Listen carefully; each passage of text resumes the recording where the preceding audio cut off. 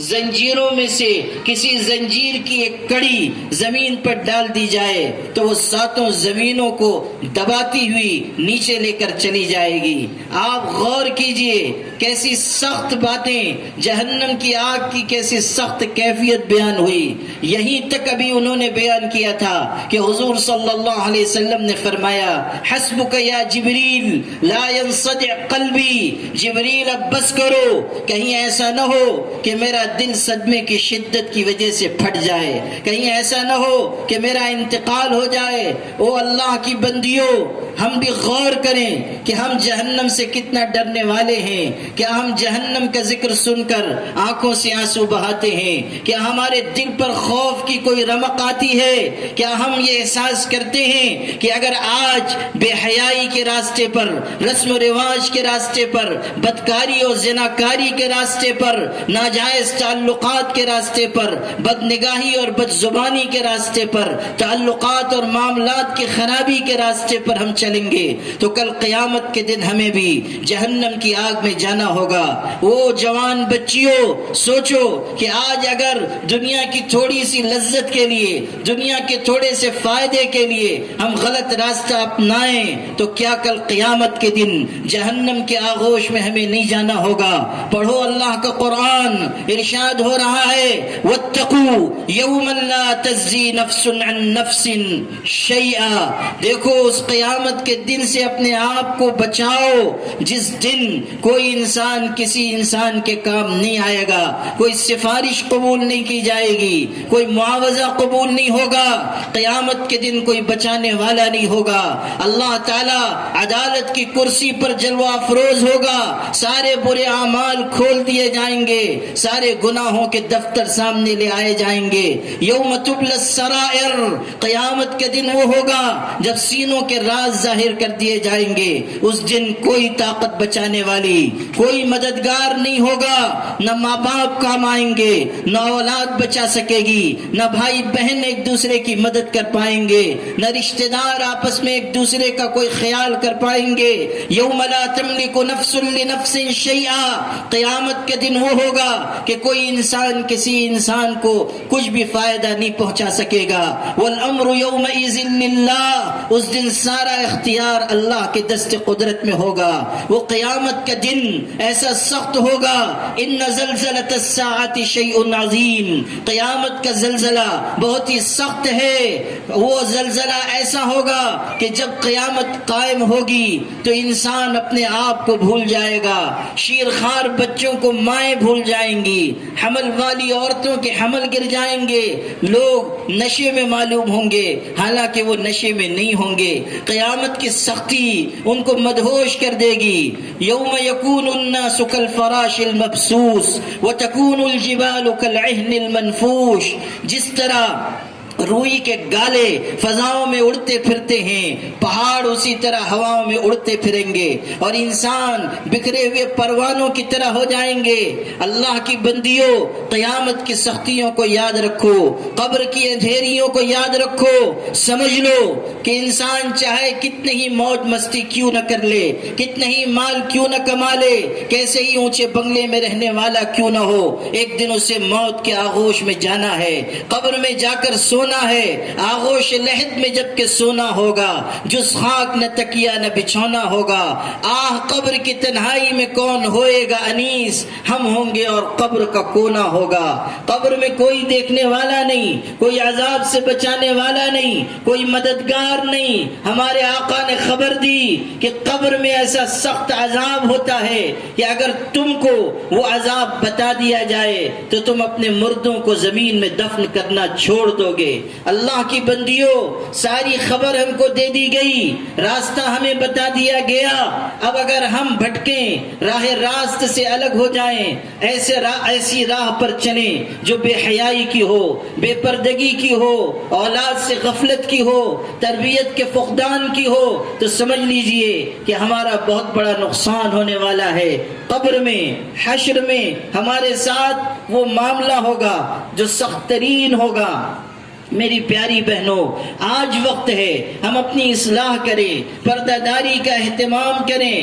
آج وقت ہے کہ آپ نگاہوں کی حفاظت سیکھیں۔ آج وقت ہے کہ اولاد کی تربیت پر دھیان دیں، موبائل میں نہ لگیں، آپ خود اوقات ضائع نہ کریں، آپ نمازوں سے غفلت نہ برتیں۔ یہ نہ ہو کہ اللہ کا منادی پکار رہا ہے اور آپ آرام کر رہی ہیں، مؤذن پکار رہا ہے اور آپ موبائل میں مگن ہیں۔ ایسا نہ ہو کہ نماز کا وقت نکلا چلا جا رہا ہے اور آپ ایسی کتابیں ناول پڑھنے میں مشغول ہیں جو آپ کے اخلاق کو خراب کرنے والے ہیں۔ میری پیاری بہنوں، ایک ایک عمل اللہ کے ہاں لکھا جا رہا ہے۔ فرائض کی کوتاہی ہو، واجبات کی کمی ہو یا گناہ اور معصیت کا ارتکاب ہو، سب اللہ تعالیٰ کے ہاں محفوظ ہو رہا ہے۔ ما یلفظ من قول الا لدیہ رقیب عتید، کوئی کہنے والا اپنی زبان سے کوئی جملہ نہیں نکالتا مگر ایک مضبوط لکھنے والا اس پر مقرر ہے۔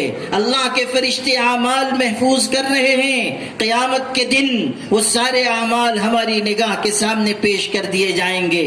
آپ ماحول کے فتنوں سے متاثر نہ ہو، آپ زمانے کی تہذیب کو نہ اپنائیں، آپ صاف اعلان کریں کہ ہمارا راستہ الگ ہے، تمہارا راستہ الگ ہے۔ تم جدا گانا طریقے پر چلنے والے ہو، ہم جدا گانا راستے پر چلنے والیاں ہیں۔ آپ صاف کہیں کہ موسیقی کی آواز پر ناچنے تھرکنے والی عورتیں وہ ہمارا آئیڈیل نہیں ہیں، وہ ہمارے لیے ماڈل نہیں ہیں۔ ہمارے لیے حضرت فاطمہ و خدیجہ، حضرت رقیہ و زینب کا نمونہ ہے، وہ ہمارے لیے آئیڈیل ہیں، وہ ہمارے لیے ماڈل ہیں، وہ ہمارے لیے ایک نمونہ ہے۔ ان کا اسوہ ہمارے لیے مشعل راہ ہے، ان کا طریقہ حیا کا ہے، ان کا راستہ حیا کا ہے، ان کا طریقہ عفت و طہارت کا ہے۔ آپ پڑھیے کہ صحابیات نے کس طرح پردہ کیا، کس طرح انہوں نے شرم اور عفت و طہارت کی مثال قائم کی۔ ایک جنگ کے موقع پر ایک صحابیہ کے بارے میں ہے کہ ایک جنگ کے موقع پر ان کے صاحبزادے شہید کر دیے گئے، جوان صاحبزادے تھے، شہید ہو گئے۔ ان کو خبر دی گئی کہ آپ کا بیٹا اللہ کے راستے میں شہید کر دیا گیا، اللہ کو پیارا ہو گیا۔ آپ سوچئے کہ ایک ماں کے لیے کیسا نازک وقت ہے، ان کو خبر دی جا رہی ہے جوان بیٹا شہید ہو گیا، لیکن اس بے قراری کے وقت میں بھی، اس غم رنج اور صدمے کے وقت بھی وہ خاتون پورا پردہ کرتی ہیں، پورے حجاب میں گھر سے نکلتی ہیں، جنگ کے میدان میں پہنچتی ہیں، حضور صلی اللہ علیہ وسلم کی خدمت میں حاضر ہوتی ہیں اور آ کر پوچھتی ہیں اللہ کے رسول کیا واقعی میرا بیٹا شہید ہو گیا؟ حضور نے فرمایا ہاں، تمہارے بیٹے کو اللہ نے اپنی راہ میں قبول کیا۔ اب آپ غور کیجئے کہ پورے حجاب میں، پورے پردے کے ساتھ یہ خاتون میدان میں آئی ہیں، حضور سے سوال کر رہی ہیں۔ اس وقت صحابہ کرام کو حیرت ہوئی کہ ایسے موقع پر بھی ان کا پردے کا ایسا اہتمام ہے، ان کا پردے کا ایسا التزام ہے۔ یہ دیکھ کر صحابہ حیرت میں ہیں۔ کسی نے کہہ دیا کہ ایسے نازک وقت میں، ایسے رنج اور صدمے کے وقت میں بھی آپ پردہ کر کے آئی ہیں، پورے حجاب میں آئی ہیں۔ اس خاتون نے کیسا خوبصورت جواب دیا۔ سلام ہو اس خاتون کی ہمت کو، ان کے دینی اور ایمانی جذبے کو۔ آپ غور کریں کہ اس خاتون نے کیسا خوبصورت جواب دیا، سونے کے پانی سے لکھے جانے کے لائق۔ کہنے لگی ان ارزا ابنی فلن ارزا حیائی، کہ میں نے اپنا بیٹا کھویا ہے، میں نے اپنی شرم و حیا نہیں کھوئی ہے، میں نے عفت و طہارت نہیں کھوئی ہے۔ میرا بیٹا کھو گیا تو کیا ہوا، میں نے اپنی شرم و حیا کا سودا نہیں کیا ہے۔ یہ ہماری تاریخ ہے، یہ ہماری ماں اور بہنوں کی تاریخ ہے، یہ اسلام کی جانباز عورتوں کی تاریخ ہے۔ او کھرگون کی غیرت مند مسلمان بہنوں، آپ بھی اسی راستے کو اپنائیں۔ آپ فیشن کے راستے پر، آپ زمانے کے فتنوں کے راہ پر نہ چلیں، ماحول کے طور طریقوں کو اختیار نہ کریں، بلکہ آپ اسلامی طریقہ اپنائیں، حجاب اپنائیں، چہار دیواری میں رہنا سیکھیں، آپ شرم حیا اور عفت و طہارت سیکھیں۔ میری پیاری بہنوں، اسی کے ساتھ ساتھ آپ کی چند ذمہ داریاں اور ہیں، ان کی طرف بھی میں مختصر اشارے کرنا چاہتا ہوں۔ ایمان کی حفاظت، پردے کا اہتمام، بے حیائی سے بچنا، اولاد کی تربیت پر توجہ دینا۔ اسی کے ساتھ آپ کی ذمہ داری یہ بھی ہے کہ آپ اپنے گھر کو دیندار گھر بنانے کی کوشش کریں، اپنے گھرانے کو دیندار گھرانہ بنانے کی کوشش کریں، معاملات صاف رکھیں، معاشرت اچھی سیکھیں، بیوی اپنے شوہر کے حقوق ادا کرنے والی بنے۔ کتنی بیویاں ہیں جو اپنے شوہر کے حقوق میں کمی کر رہی ہیں، حالانکہ شوہر کا حق بہت بڑا ہے۔ نبی کریم صلی اللہ علیہ وسلم نے بتایا کہ شوہر کا ایسا حق ہے کہ اگر وہ کسی عذر شرعی کی وجہ سے بیوی سے ناراض ہو تو ایسی بیوی کی نماز اللہ قبول نہیں فرماتا۔ شوہر کا ایسا حق ہے کہ ارشاد ہوا اگر کائنات میں کسی کو سجدے کی اجازت دیتا تو بیوی سے کہتا اپنے شوہر کے آگے سجدہ کرے۔ یہ عظمت اور احترام کا مقام شوہر کو دیا گیا ہے۔ حدیث پاک میں ہے کہ اگر کسی شوہر کے جسم پر آبلے پڑ جائیں، اس کے جسم کے اوپر پھوڑے ہو جائیں، ان میں پانی پڑ جائے اور اس کو تکلیف ہو اور اس کی بیوی ان آبلوں کو ان چھالوں کو اپنی زبان سے چاٹ کر اس کو راحت پہنچانے کی کوشش کرے، یعنی خدمت کا جو انتہا درجہ ہے وہاں تک اس کی خدمت کرے، تب بھی وہ اپنے شوہر کا حق ادا کرنے والی نہیں ہے۔ شوہر کے حقوق بہت ہیں، لیکن افسوس کہ لا علمی کی وجہ سے یا جہالت کی وجہ سے یا لاپرواہی کی وجہ سے یا بے دینی اور غفلت کی وجہ سے بہت سی بیویاں اپنے شوہروں کے حقوق میں کوتاہی برتتی ہیں، شوہر کی طرف سے آنکھیں بند کر لیتی ہیں، اس کے ساتھ حسن معاشرت اختیار نہیں کرتی، جس کی وجہ سے گھرانے ٹوٹتے ہیں، طلاق کی نوبت آتی ہے، خاندان بکھرتے ہیں، اولاد کا مستقبل تاریک ہوتا ہے اور نہ جانے کیسے کیسے فتنے پیدا ہوتے ہیں۔ گھروں میں ایک دوسرے سے اچھا تعلق قائم کریں، ساس اپنی بہو کے ساتھ اچھا رویہ رکھے، بہو اپنی ساس کا احترام کرے، نند اور بھاوجیں ایک دوسرے کا خیال کریں۔ یہ نہ ہو کہ گھر میں جنگ کا میدان بنا ہوا ہے، گھر میں ایک دوسرے سے دوریاں ہیں، حسد اور بغض ہے، ایک دوسرے کے خلاف غیبتیں اور چغلیاں ہیں، ایک دوسرے سے دل میں دشمنیاں ہیں۔ یہ بہت ہی غلط طریقہ ہے۔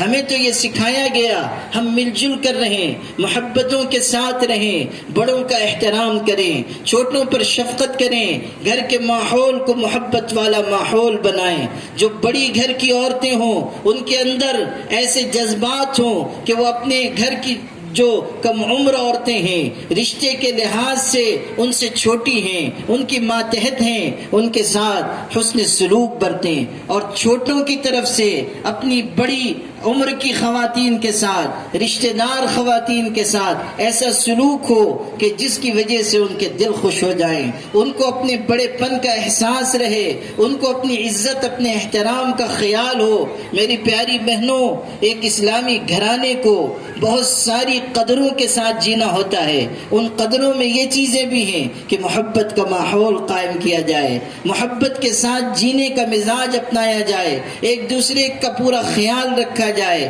ایثار اور قربانی سے کام لیا جائے، اگر کوئی غلط فہمی ہو دور کر لی جائے، آپس میں کوئی جھگڑا ہو معافی مانگ لی جائے، کوئی غلطی ہو جائے تو ایک دوسرے کے ساتھ عفو درگزر کا معاملہ ہو۔ اسی طرح یہ بھی خیال رکھیں کہ پڑوسیوں کا بہت بڑا حق ہے، پڑوسیوں کے ساتھ حسن سلوک ہو۔ ہمارا معاشرہ اسی وقت ایک مثالی معاشرہ بن سکتا ہے جب ہمارے معاشرے میں ایک دوسرے کا خیال کیا جاتا ہو۔ آپ کے پڑوس میں اگر کوئی غریب ہے، کوئی پریشان حال ہے، کوئی مصیبت زدہ ہے، اس کا ضرور خیال رکھیں۔ کوئی بیوہ ہے، کوئی ایسی خاتون ہے جو بے سہارا ہے، اس کا پورا خیال رکھیں، اس کو ضرورت کی چیزیں دلوائیں، کھانا بنے اس میں اس کا حصہ رکھیں۔ کوئی اچھا پھل گھر میں آئے اس میں اس کا حصہ رکھیں، محلے میں کوئی یتیم ہو اس پر آپ کی نگاہ رہے، اس کی کفالت کا انتظام ہو۔ مسلمانوں کا سب سے بہترین گھر وہ ہے جہاں یتیم کا خیال رکھا جاتا ہو۔ حضور نے بتایا ہے اگر آپ بنگلہ بنا لیں، اگر آپ سنگ مرمر کی عمارت تعمیر کر لیں، اگر آپ بہترین عالی شان مکان بنا لیں تو اس گھر کو حضور نے بہترین گھر نہیں کہا۔ بہترین گھر وہ ہے جہاں کوئی یتیم ہو اور اس کے ساتھ بہترین سلوک کیا جاتا ہو، اس کی اچھی کفالت کی جاتی ہو، اس کی اچھی پرورش کی جاتی ہو۔